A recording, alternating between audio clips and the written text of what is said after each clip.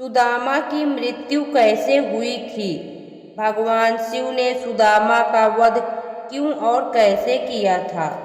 सुदामा का पुनर्जन्म रहस्य। सुदामा की मृत्यु के पश्चात जब सुदामा को स्वर्गलोक में रहने का स्थान प्राप्त हुआ था, तब स्वर्गलोक में सुदामा और विराजा दोनों निवास करते थे। सुदामा विराजा से अद्भुत प्रेम करते थे, किंतु यह विराजा भगवान श्री कृष्ण से प्रेम करती थी। जब श्री कृष्ण और विराजा अपने प्रेम में लीन थे, तो उस समय राधा जी वहां पर प्रकट हो गई थी तथा उन्होंने विराजा को ऐसा देख करके पृथ्वी लोक पर निवास करने का श्राप दे दिया था। उसी प्रकार किसी कारणवश राधा ने सुदामा को भी श्राप दे करके पृथ्वी लोक पर भेज दिया था।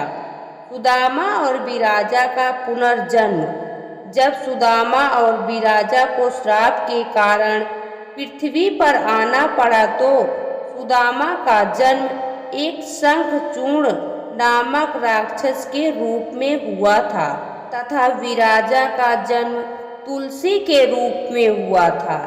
इन दोनों का विवाह भी हो गया था, किंतु शंखचूर्ण को भगवान ब्रह्मा का वरदान प्राप्त था, अर्थात भगवान ब्रह्मा ने शंखचूर्ण को एक कवच दिया था और साथ यह भी कहा था कि जब तक तुलसी तुम पर विश्वास करेंगी, तब तक तुम्हें कोई जीत नहीं पाएगा। इसी वजह से शंखचूर्ण कई युद्धों को जीता तथा तीनों लोकों का स्वामी बन गया। शंखचूर्ण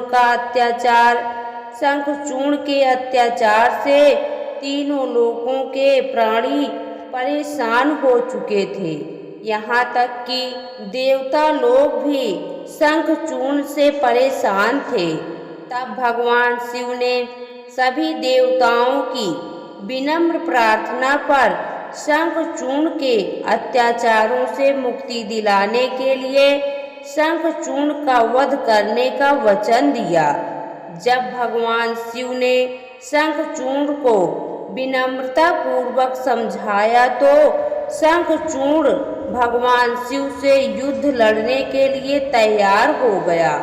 उसी प्रकार से शंखचूर्ण के इस घमंड ने शंखचूर्ण का वध करने के लिए भगवान शिव को विवश होना पड़ा।